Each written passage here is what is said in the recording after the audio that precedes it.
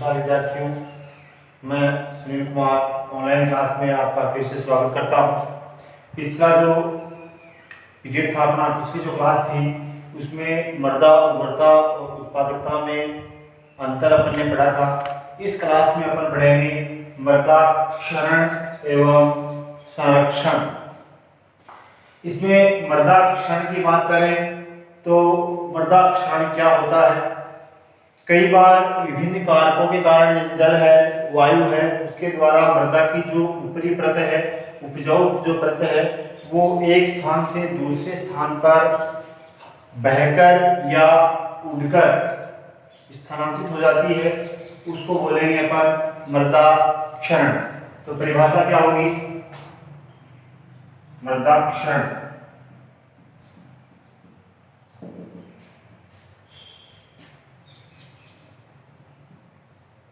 जल या वायु द्वारा मृदा की ऊपरी परत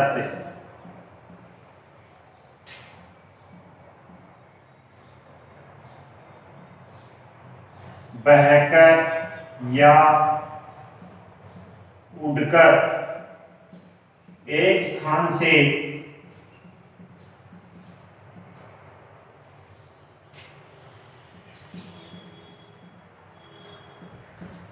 दूसरे स्थान पर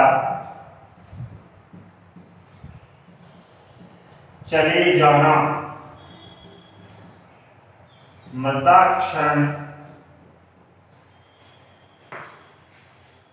कहलाता है।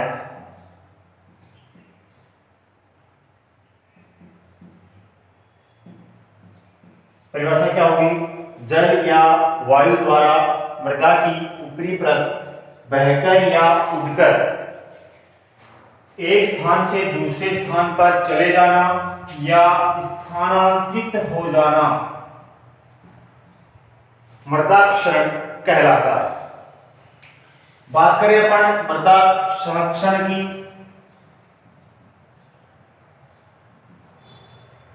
किसे कहेंगे? मृदा क्षरण को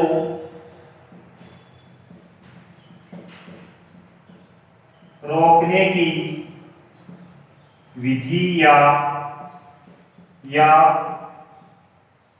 प्रक्रियाएं मृदा संरक्षण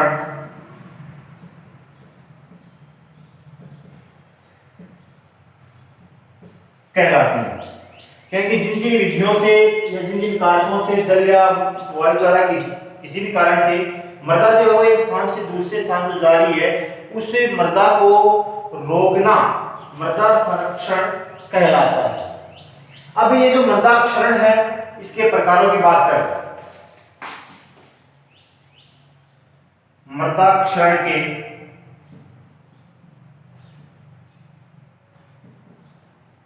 प्रकार।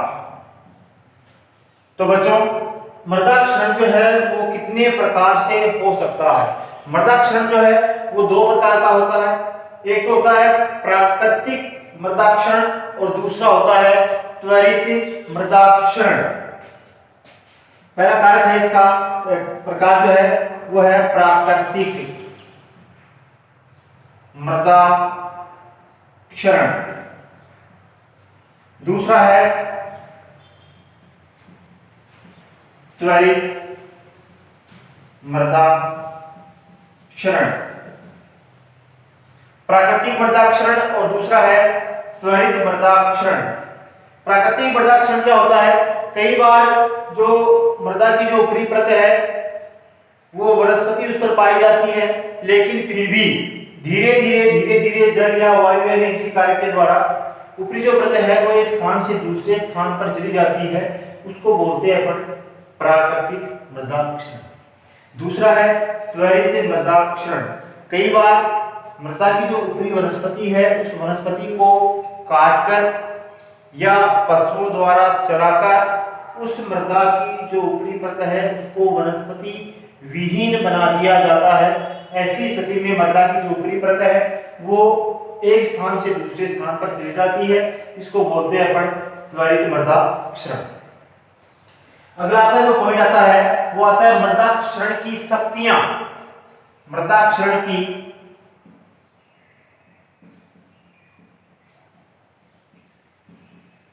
शक्तियां यानी जो मृदा एक स्थान से दूसरे स्थान पर जा रही है उस मृदा को एक स्थान से दूसरे स्थान पर ले जाने के लिए कौन कौन सी शक्तियां इसमें काम करती हैं। तो इसमें दो प्रकार की शक्तियां काम करेंगी। एक तो है जल द्वारा मृदाक्षरण की शक्तियां और दूसरा है वायु द्वारा मृदाक्षरण की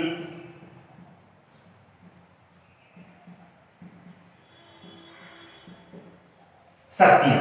एक जल द्वारा मृदाक्षरण की शक्तियां और दूसरा है वायु द्वारा मृदाक्षरण की शक्तियां। इस क्लास में अपन पढ़ेंगे जल द्वारा मृदाक्षरण की शक्तियां और उसको रोकने के उपाय। तो पहला अपन पॉइंट लें जल द्वारा मृदाक्षरण की शक्तियां। ये पॉइंट अपन इस क्लास में बात करेंगे। क्या होता है जल द्वारा मृदाक्षरण?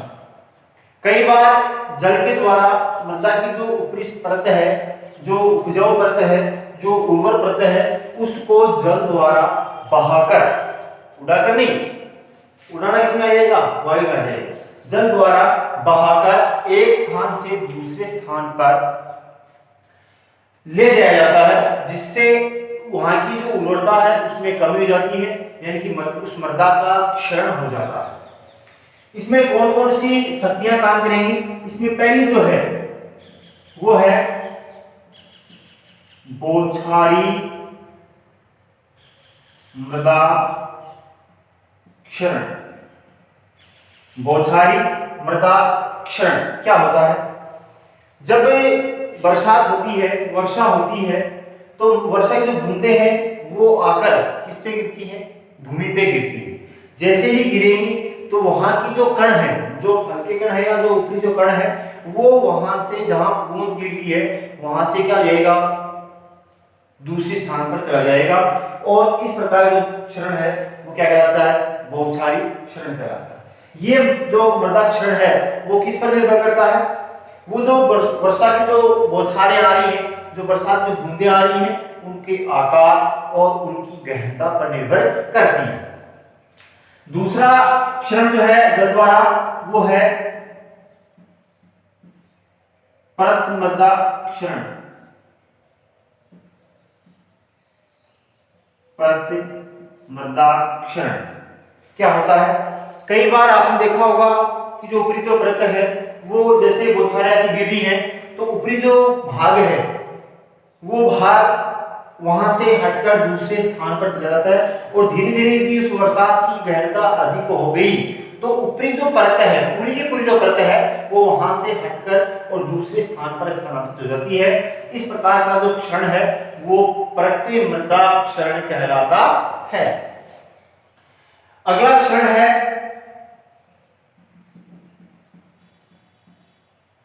रील या रिले। रील या रिले मृदा क्षरण। रिले जो है, रिले कहां बढ़ती है? अब आपका जो दिमाग में चल रहा होगा कि सर ये रिले या रील होती क्या है? आपने देखा होगा कि जो ढलान वाली जो भूमि है, ढलान वाली जो भूमि है, उस भूमि में क्या होता है? जब बरसात होती है तो हल्की हल्की धारियां सी बन जाती है। क्या बन जाती है? हल्की हल्की धारियां बन जाती हैं। उन धारियों को बोलते हैं रिले या रील। उन धारियों द्वारा क्या होता है कि जो उपजाऊ परत है वो ढलान वाली भूमि में गहराई की ओर चली जाती है, एक स्थान से दूसरे स्थान पर स्थानांतरित हो जाती है। उसको बोलते हैं रिले मृदा क्षरण। अगला आता है अवनालिका मृदा क्षरण। अवनालिका मृदा क्षरण ये क्या होता है? ये भी अवनालिका जो मृदा क्षरण है वो एक रिले या रील मृदा क्षरण का ही एक भाग है।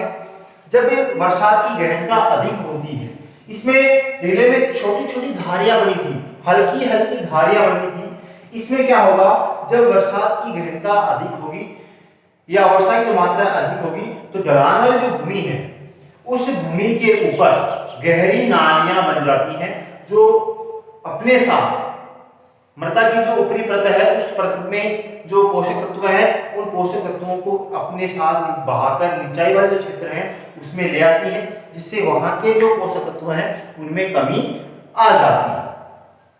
तो ये 4 शक्तियां थी जल क्षरण में। कौन शक्तियां? बौछारी मृदा क्षरण, परत मृदा क्षरण, रिले मृदा क्षरण और अवनालिका मृदा क्षरण।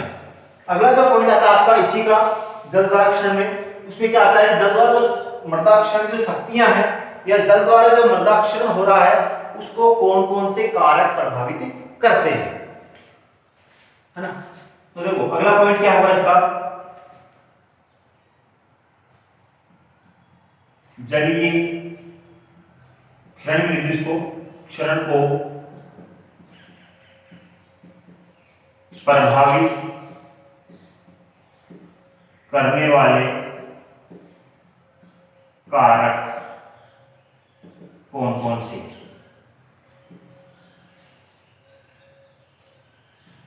किन किन कारकों से ये जो जलीय मृदा क्षरण है वो प्रभावित होता है। तो उनमें पहला जो पॉइंट आता है वो आता है आपका जलवायु। जलवायु जो है वो जलीय मृदा क्षरण को किस प्रकार से प्रभावित करती है। जिस क्षेत्र के अंदर मृदा जलवायु जो है वो सघन होगी, कहने का मतलब आर्द्र जलवायु होगी, तो वहां पर जो बरसात है वो अधिक होगी, और जब बरसात अधिक होगी तो बरसात का जो बहता हुआ पानी है वो ऊपरी परत में उपजाऊ जो पोषक तत्व हैं उनको एक स्थान से दूसरे स्थान पर ले जाती है। दूसरा आपका आता है स्थलाकृति। दूसरा पॉइंट है स्थलाकृति। स्थलाकृति जो है वो जलीय मृदा क्षरण को किस प्रकार से प्रभावित करती है। मान लो अपनी जो भूमि है वो भूमि समतल भूमि है, ठीक है, तो ऐसी स्थिति में जो बरसात का जो पानी है वो एक साथ बहकर नहीं जाएगा, लेकिन यदि हमारे स्थल की आकृति ढलान युक्त है तो ऐसी स्थिति में ढलान युक्त स्थल की आकृति होने के कारण जो बरसात का जो पानी है वो ऊपरी क्षेत्र से बहकर कहाँ आएगा, निचले क्षेत्रों में आएगा। ऐसी स्थिति में जो जलीय क्षरण है वो क्या होगा, बढ़ेगा। अगला आपका पॉइंट आता है मृदा के गुण। मृदा के जो गुण है वो किस प्रकार से प्रभावित करते हैं। यदि मृदा के अंदर सभी पोषक तत्वों की मात्रा संतुलित मात्रा में है, या मैं यूं कहूं कि जीवांश की मात्रा अधिक है, तो उस मृदा की जल धारण क्षमता या जल अवशोषण क्षमता क्या होगी, अधिक होगी। जब जल धारण क्षमता या जल अवशोषण क्षमता अधिक होगी तो ऐसी स्थिति में बरसात का जो पानी है वो आसानी से या जल्दी बहकर एक स्थान से दूसरे स्थान पर नहीं जाएगा, और जब बहकर एक स्थान से दूसरे स्थान पर नहीं जाएगा तो ऐसी स्थिति में वहां की जो उपजाऊपन है या जो वहां का क्षरण है वो नहीं होगा। अगला आपका आता है वनस्पति प्रभाव। वनस्पति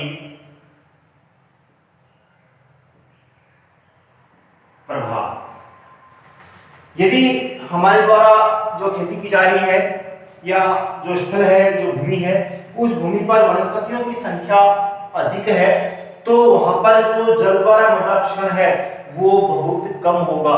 कैसे? ऊपरी जो घास फूस है, जो वनस्पतियां हैं, वो बहता हुआ जो जल है उसकी गति को क्या कर देती है, कम कर देती है। इसके अलावा वनस्पतियां जो है वो अपनी जड़ों के अंदर जो मृदा है उस मृदा को पकड़े रहती हैं, जकड़े रहती हैं, जिसके द्वारा आसानी से जल के साथ बहाकर नहीं ले जाने देती है। ये था वनस्पति प्रभाव। अगला आपका जो कारक आता है वो आता है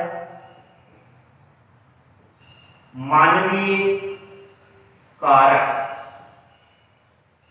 कई बार जो किसान है उस किसान के कारण भी जलीय मृदाक्षरण हो जाता है वो किस प्रकार से होता है? किसान द्वारा जो ढलान वाली भूमि है उस भूमि के ढलान की विपरीत दिशा में न बोई जाकर, कहने का मतलब जो जुताई किसान कर रहा है वो यदि वो ढलान के दिशा में करेगा, है ना, तो पानी जो बहकर आ रहा है वो जल्दी बहेगा, उसकी जो गति है वो अधिक होगी, और ऐसी स्थिति में यदि पानी की गति अधिक होगी तो अपने साथ जो पोषक तत्व है उनको भी बहाकर ले जाता है। तो वो किसके कारण हुआ? मनुष्य खुद के कारण हुआ। क्यों? क्योंकि उसने उस भूमि को जो जुताई करी है, उसमें जो मृदा को जोती है उसने, वो ढलान की दिशा में ही जोती है। यदि उसको ढलान के विपरीत दिशा में बो दिया जाता है, मान लो ढलान इस प्रकार से है, इस प्रकार से, तो उसको यदि इस प्रकार से जोत दिया जाए तो ढलान में जो पानी बहकर आएगा वो रुक रुक के नीचे बहेगा।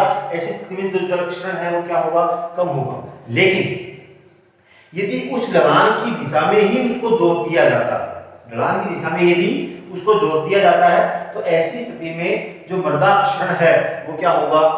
अधिक होगा। ये था आपका जल द्वारा क्षरण की शक्तियां और जलीय क्षरण को प्रभावित करने वाले कारक। क्लियर? अगला बात करें अपन इसके संरक्षण की। किसकी? जल द्वारा मृदा क्षरण की शक्तियां हैं उनको रोकेंगे किसके माध्यम से? मृदा संरक्षण के माध्यम से। तो अपन अगला जो पॉइंट था आपका कौन सा है?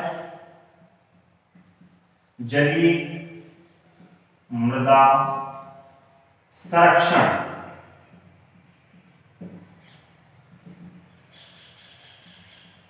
जलीय मृदा संरक्षण। तो जो जल द्वारा मृदा का जो क्षरण हो रहा है उसको किस प्रकार से अपन रोक सकते हैं या उसको उसकी मात्रा जो है उसमें कमी ला सकते हैं? तो उसमें पहली आपकी जो विधि है वो है जैविक विधि। पहली विधि है जैविक विधि और दूसरी है यांत्रिक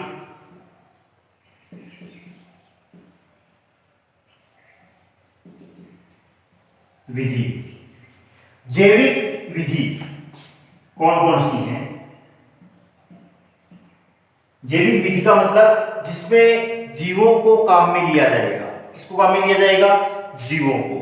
या मैं कहूं कि इसमें पेड़ पौधों के द्वारा ही उस जरिए जो मृदा क्षरण हो रहा है उसका संरक्षण अपन कर सकते हैं। उसमें पहली आपकी विधि है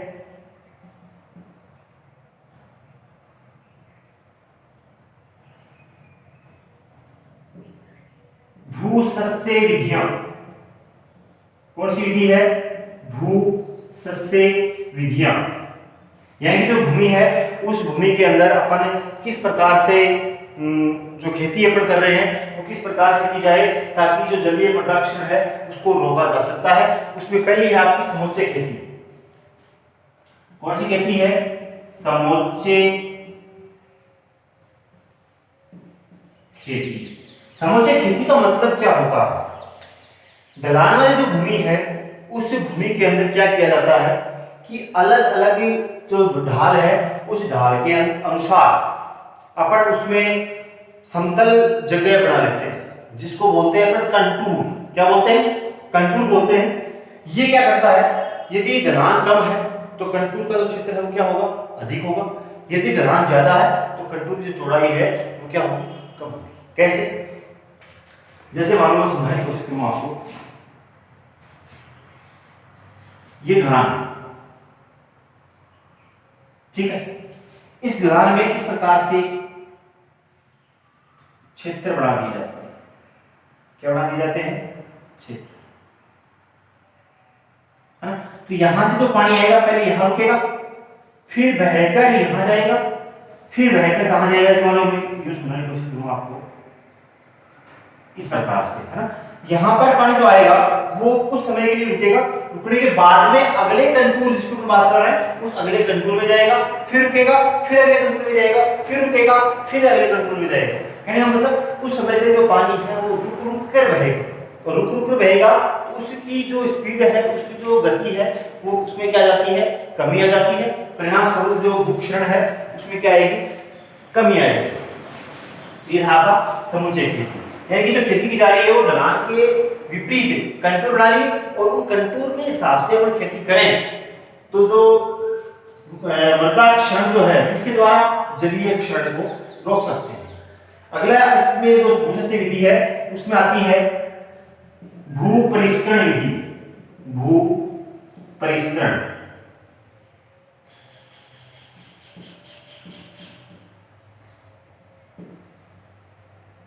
भू परिष्करण इसका मतलब होता है, भू परिष्करण का मतलब जिस जो अपन खेती कर रहे हैं उस खेती करने का तरीका। तरीके का मतलब कि अपन किन यंत्रों का, कैसे साधनों का, या अपन जो जुताई कर रहे हैं, अपन जो बुआई कर रहे हैं, उस बुआई के अंदर अपन किस प्रकार के औजारों को काम में ले रहे हैं। यदि औजार जो हैं वो अच्छे हैं, अच्छे का मतलब ये नहीं है कि वो ज्यादा जुताई कर रहे हैं या कम जुताई कर रहे हैं, नहीं, किस प्रकार की वो जुताई कर रहे हैं इस पर निर्भर करती है। यदि अपन जुताई गहरे औजारों से कर रहे हैं तो ऐसी स्थिति में जो ढलान की विपरीत दिशा में अपन गहरे जुताई कर रहे हैं तो ऐसी स्थिति में क्या होगा कि जो पानी है वो रुक रुक के आएगा। दूसरी बात, मृदा की जो जल धारण क्षमता है, जल अवशोषण जो क्षमता है वो बढ़ जाएगी और जब जल अवशोषण क्षमता बढ़ेगी तो पानी जो है वो मृदा द्वारा सोख लिया जाएगा, आगे बहकर नहीं जाएगा। अगला आपका जो जैविक विधि है उसमें आता है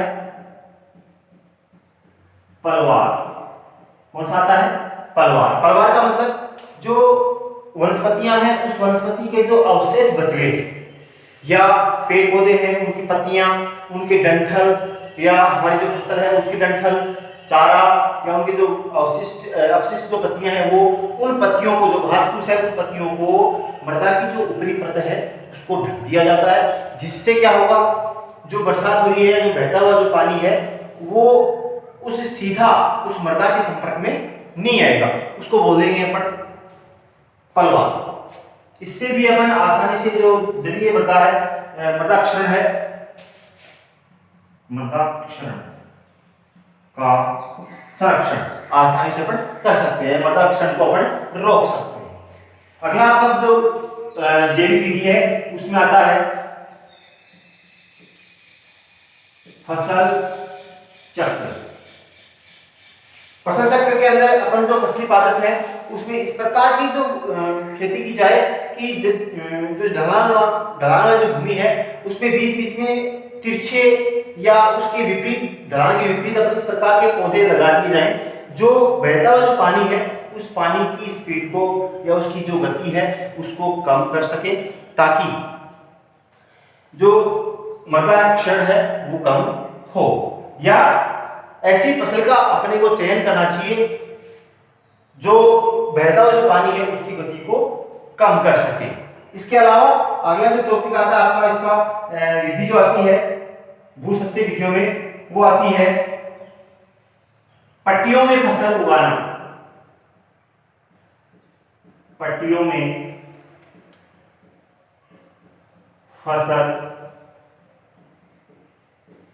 उगाना कैसे? यदि अपन जो ढलान जो भूमि है उस भूमि के विपरीत अपन आदि या उसके जो ढलान की जो विपरीत दिशा है उसमें पट्टियों के रूप में अपन पौधे लगा दें या जो फसल है अपनी उसको बो दें पट्टियों के रूप में, तो जो ढलान की जो भूमि है उस भूमि में जो बहता हुआ जो पानी है उन पट्टियों के सहारे रुक रुक कर आएगा। ऐसी स्थिति में क्या होगा, जो मृदा क्षरण है उसमें क्या आएगी, कमी आएगी। ये था सारी जो विधियां थी, समुच्चय खेती, भूपरिष्करण, पलवार, फसल चक्र और पट्टियों द्वारा फसल उगाना, ये किस में आ गई, भूसस्य विधियों में आ गई। ये भूसस्य विधि कौन सी है, जैविक विधि। दूसरी है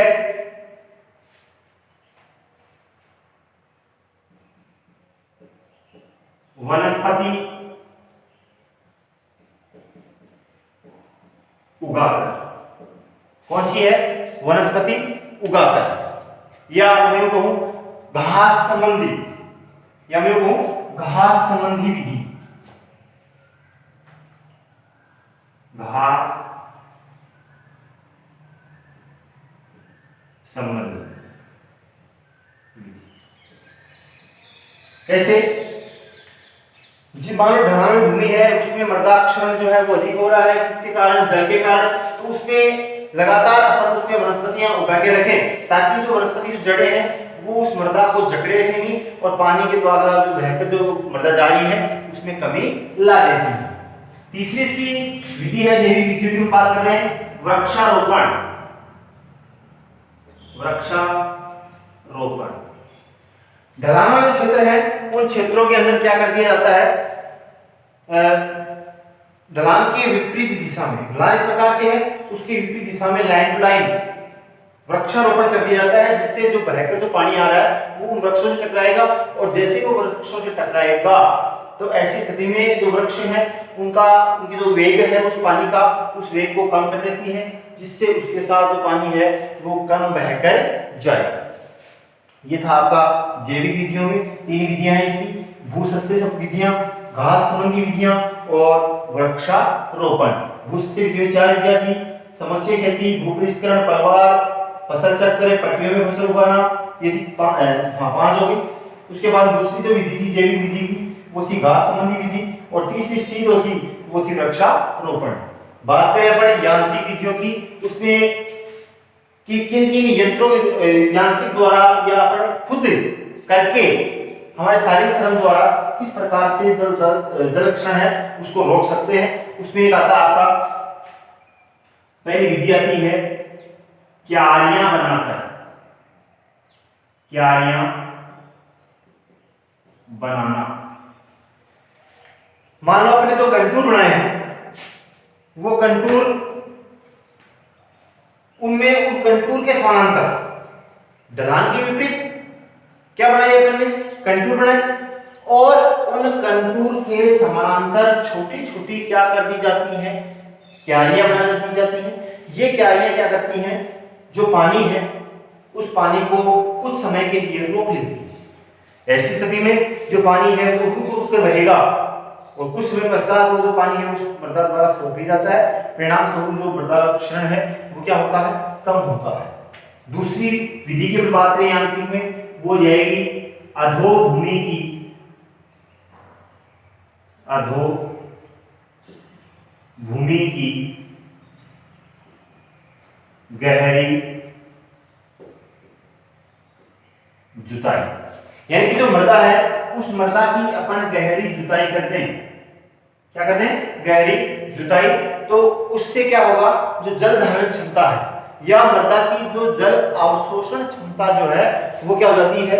बढ़ जाती है, जिससे जो पानी है वो एक साथ बहकर नहीं जाता है, जिससे मृदा का क्षरण जो है वो रुक जाता है। अगला है कंटूर टेरेस बनाकर। कंटूर टेरेस बनाकर किस प्रकार से? जो अपन ने कंटूर का मतलब जो ढलान वाली जो भूमि है उस भूमि के विपरीत छोटे छोटे टुकड़े बनाए जाते हैं, सीढ़ी बनाई जाती है, वो कंटूर बोलते हैं। उससे क्या होगा कि जो ढलान जो है ऊपर से जो बहकर आ रहा है जो पानी है वो पानी उस कंटूर में रुक जाएगा, फिर नेक्स्ट कंटूर में जाएगा, फिर नेक्स्ट जो कंटूर है उसमें जाएगा। तो ऊपर का जो पानी है वो रुक रुक कर आ रहा है। ऐसी स्थिति में क्या होगा? जो पानी है वो अपने साथ जो मिट्टी है उसको कम बहाकर लाएगा। अगला है कंटूर खाई बनाना। कंटूर खाई बनाना। कंटूर जो टेरेस बनाए थे दो कंटूरों के बीच या जो अपना कंटूर है उस कंटूर के समानांतर छोटी छोटी खाइयां बना दी जाती हैं। क्या बना दी जाती हैं? खाइयां। ये खाइयां क्या करती है? बहकर जो पानी आ रहा है वो पानी खाइयों में रुक रुक के आएगा। लगभग ये जो कंटूर अपन खाई बना रहे हैं वो 60 सेंटीमीटर चौड़ी और 30 सेंटीमीटर गहरी खाइयां बनाई जाती हैं। ये जो कंटूर खाई है वो 30 सेंटीमीटर चौड़ी 60 सेंटीमीटर चौड़ी और 30 सेंटीमीटर गहरी खाइयां बना दी जाती हैं निश्चित अंतराल पर। उससे क्या होगा, जो पानी बहकर आ रहा है उन खाइयों में से रुकता रुकता आएगा, जिससे जो एक साथ जो पानी बहकर जा रहा है उसकी स्पीड या उसकी जो गति है या उसकी जो प्रवाह है उसमें कमी आएगी। परिणाम स्वरूप अपने साथ जो मृदा है वो उसका क्षरण जो है वो कम होगा। तो ये था आपका प्राकृतिक क्षरण जो शक्तियां थी मृदा क्षरण की, उसमें जल द्वारा क्षरण की शक्तियां आ गई, जलीय क्षरण को प्रभावित करने वाले कारक आ गए। उसके बाद में जलीय मृदा क्षरण का संरक्षण या उसको रोकने के उपाय आ गए। उस उपाय में 2 विधियां थी आपकी, जैविक विधि और यांत्रिक विधि। जैविक विधि के अंदर 3 विधियां थी, भूसस्य विधियां, घास संबंधी विधियां और वृक्षारोपण। भूसस्य विधि जो थी उसमें 5 थी, समुच्चय खेती, भूपरिष्करण, पलवार, फसल चक्र और पट्टियों में फसल उगाना। यांत्रिक विधि में क्यारियों द्वारा अधोभूमि की गहरी जुताई करके कंटूर टेरेस बनाकर और कंटूर खाई बनाकर। ये था जल द्वारा क्षरण, उसको प्रभावित करने वाले कारक और रोकने के उपाय। अब अगली जो क्लास है उसमें अपन पढ़ेंगे वायु द्वारा मृदा क्षरण की शक्तियां। आई होप आपके समझ में आया होगा। नेक्स्ट क्लास के साथ हमारे साथ जुड़े रहिए। नेक्स्ट क्लास में अपन पढ़ेंगे वायु द्वारा मृदा क्षरण की शक्तियां। तब तक के लिए धन्यवाद।